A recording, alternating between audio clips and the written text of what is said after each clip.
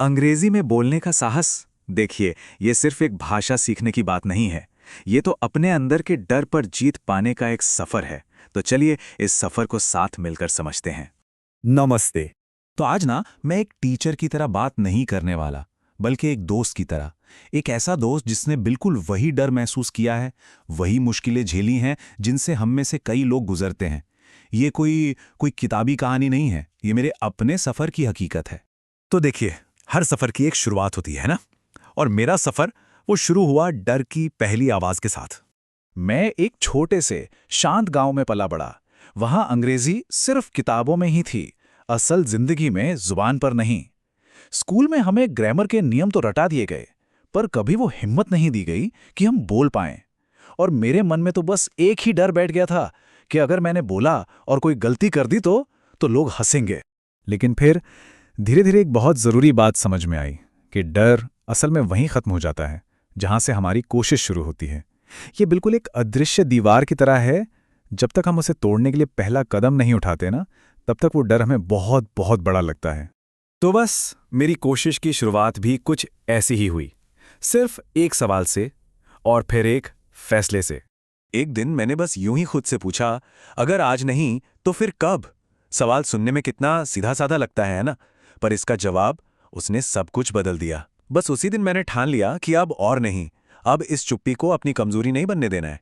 और बस वहीं से हुई छोटे छोटे कदमों से एक बहुत बड़ी शुरुआत। मैंने शुरुआत की बिल्कुल बेसिक से, मतलब एकदम जमीन से। I wake up, I go to school, I am learning English. ये सुनने में सिर्फ 3 वाक्य लग सकते हैं, पर मेरे लिए ये मेरे कॉन्फिडेंस की वो पहली ईंटें थी जिनसे एक पूरी इमारत खड़ी होनी थी। क्योंकि एक बात तो है, कितनी भी बड़ी मंजिल क्यों ना हो, उसकी तरफ पहला कदम तो छोटा ही होता है ना? जरूरी नहीं कि हम हमेशा एक लंबी छलांग ही लगाएं। और मेरे तरीके, अरे वो तो इतने सीधे साधे थे कि कोई भी कर सकता है। मैं शीशे के सामने खड़ा होकर प्रैक्टिस करता था, रास्ते में चलते चलते खुद से ही अंग्रेजी में बातें करने लगता था। और कोई सिंपल सा इंग्लिश वीडियो होता था ना, उसे बार बार सुनता रहता था।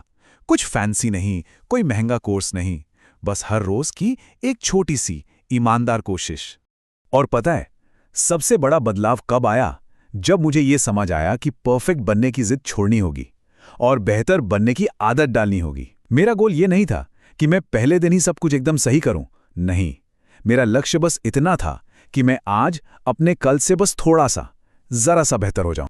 और बेहतर बनने के इसी रास्ते पर अगला पड़ाव आया, अपनी गलतियों से, कह सकते हैं, दोस्ती करना।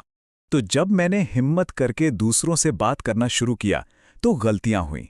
और सच बताऊं, बहुत सारी गलतियां हुई। कभी कोई शब्द गलत निकल जाता, कभी ग्रामर ऊपर नीचे हो जाती। लेकिन एक बात पक्की है, असली सीख मुझे उन्हीं गलतियों से मिली। ये एक ऐसी बात है जिसे हमें हमेशा याद रखना चाहिए। गलतियां इस बात का सबूत है कि हम कोशिश कर रहे हैं।